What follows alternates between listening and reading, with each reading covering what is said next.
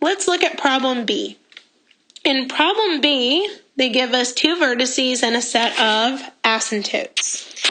Now notice right away, there's two different ways to see where your center is. Well, first of all, you can see from your asymptote, you see this -3 with the x's? Because it's inside the parentheses, it means you're actually going to do the opposite. You're going to be at +3 for your x on your center. And the -2 on the outside, because it's not inside parentheses, it's on the outside, it should stay the same. That's why you've got a -2 on your y value of your center. Or another way to find your center, looking at the same problem, is, look, your y value should stay the same as your vertices, which is -2, and it is. And to find the x value, what you could do is you've got two x values here, your 5 and your 1. Well, your center should be in between those two, because you take your center and you go left and right on your x-axis to get your vertices.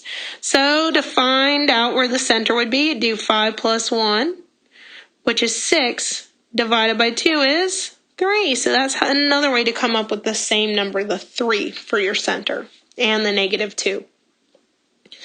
Okay, also, because the x's are the thing that's changing, and that's where your vertices are, it means that your x is your major axis, meaning that x should come first. So x comes first, it's your major axis. So x comes first, it's your major axis. Which is why when you see my equation, here's my x first. And again, now you'd have your x squared first, which is what we have, then your y squared. We do have a minus sign because we're already told this is a hyperbola, and it equals 1 because it's a hyperbola.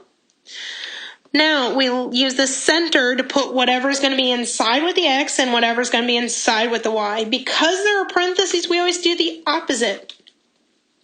Okay, the center has a +3. As part of the center, so we're actually going to do a -3 inside the opposite because it's going inside parentheses. Now the center also has a -2. When it goes inside the parentheses for the y, we're going to again do the opposite, so it'll be a +2. Almost there. Another thing that we have is we have, let's see, the slope. We've got the 3/2. Well, the 3/2 is your rise over your run. Let's see. It's your rise over your run. And, or you can kind of think of it as your, in this case, A is always your major. Well, x came first, and A always matches up with your major, which is your x. So remember, your major always comes first, which should be squared. So if A is 2, that means when we square it, it's going to be 4. Then going with the top,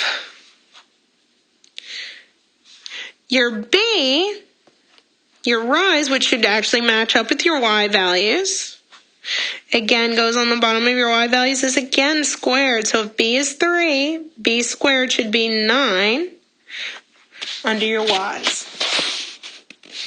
So that gives us our final equation for our hyperbola of x minus 3 squared over 4 minus y plus 2 squared over 9 equals 1. And that makes sure that we have a hyperbola with the vertices listed